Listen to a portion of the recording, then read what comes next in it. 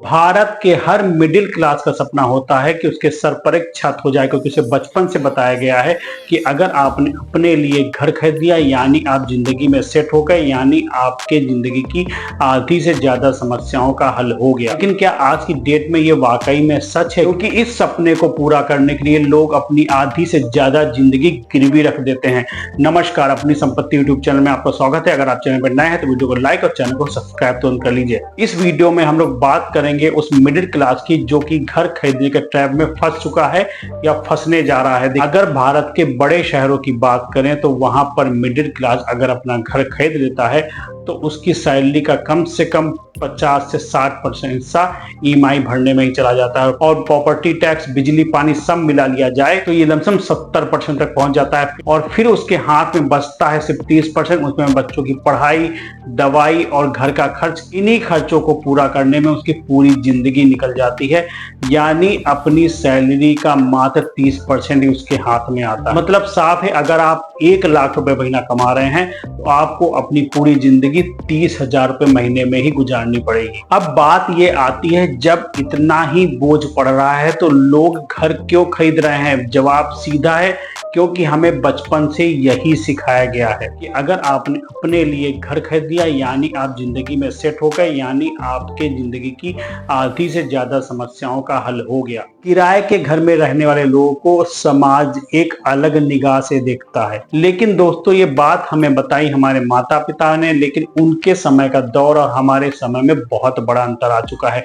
उस समय लोग अपनी सालाना कमाई का 2 या 3 गुना खर्चा करके एक घर खरीद लेते थे, लेकिन आज की डेट में आपको अपनी सालाना कमाई के 8 से 10 गुना, कभी कभी 12 से 15 गुना खर्चा करने पर आप एक घर खरीद पाएंगे। मतलब साफ है, हम अपने घर के मालिक तो बन जाते हैं लेकिन जिंदगी भर कर्ज के गुलाम हो जाते हैं।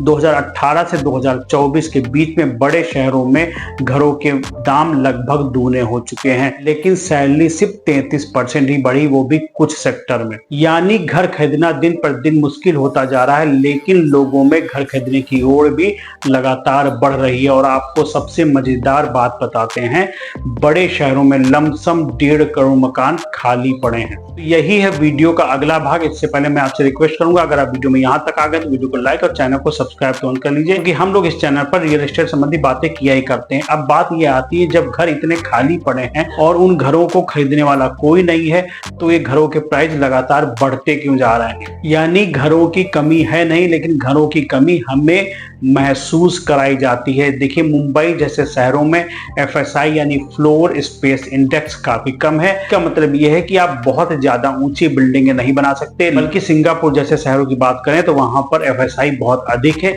जिससे अधिक घर बन सकते हैं। जब FSI ज्यादा होता है यानी ज्यादा ऊंची बिल्डिंगें बन सकती हैं तो अधिक घर बनेंगे और कीमतें कंट्रोल में रहेंगी। उसके अलावा बिल्डर की चालाकियां भी इसमें काफी हद तक जिम्मेदार हैं। वो आपको घरों की कमी महसूस कराता है, लेकिन असल में घरों की कमी होती नहीं है। मान लीजिए उसके पास 500 फ्लैट बेचने के लिए आए, लेकिन वो आपको 50 फ्लैट ही दिखाएगा, और बाकी फ्लैट के लिए अगर आप उससे पूछेंगे तो वो कहेगा या तो वो बिक चुके हैं या तो उनकी एडवांस बुकिंग हो चुकी है। इससे आपको लगेगा कि मुझे भी जल्दी घर खरीद लेना चाहिए, नहीं तो ये भी हाथ से निकल जाएंगे, और बिल्डर के मुंह मांगा दाम आप देने के लिए तैयार हो जाते हो। और तीसरी है इनकी मार्केटिंग। ये अपनी मार्केटिंग ऐसे करते हैं जैसे इनके फ्लैट लगातार धड़ाधड़ बिक रहे हैं। अगर आप इनसे फोन पर इंक्वायरी करेंगे तो ये कहेंगे सिर्फ 10 फ्लैट खाली हैं, वो भी शायद कल तक बिक जाएंगे। बल्कि हकीकत ये है कि अगर आप 1 महीने बाद फिर से फोन करोगे तब भी उनके 10 फ्लैट ही खाली मिलेंगे और वो कल तक बिकने वाले होंगे। और इन सब जाल में फंसता है मिडिल क्लास। हड़बड़ाहट में आकर के वो महंगा मकान ले लेता है और फिर जिंदगी भर ईएमआई ही भरता रहता है। नतीजा ये होता है कि फिर वो अच्छी एजुकेशन और अपनी पर्सनल लाइफ पर कुछ भी खर्चा नहीं कर पाता, और अगर उसके पास किसी भी तरह की कोई मेडिकल इमरजेंसी आ गई तो फिर उसे पर्सनल लोन लेना पड़ जाता है और लोन के दलदल में धंसता चला जाता है। साफ शब्दों में कहें तो मिडिल क्लास आज की डेट में घर नहीं बल्कि एक कांच की जेल खरीद रहा है, जो बाहर से तो बहुत चमकदार लग रही है लेकिन अंदर ही अंदर उसको आर्थिक रूप से तोड़ रही है।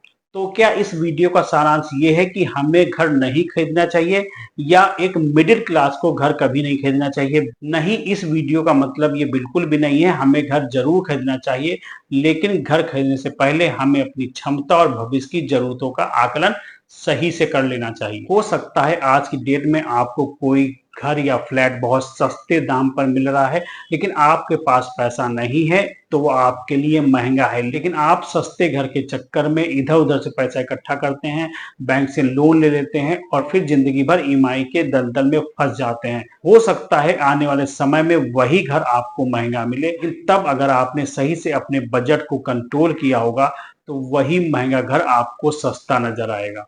नहीं तो आप भी उस भीड़ की तरह बन जाएंगे जो जिंदगी भर ईएमआई के चक्कर में अपने जरूरतों का गला घोट लेते हैं, और बहुत से तो लोग आखिरी में सुसाइड भी कर लेते हैं। घर बिल्कुल खरीदें, लेकिन अपनी क्षमताओं को ध्यान में रखते हुए। इस वीडियो के बारे में आपके क्या विचार है कमेंट बॉक्स में जरूर बताइएगा। वीडियो को लाइक और चैनल को सब्सक्राइब करना मत भूलिएगा।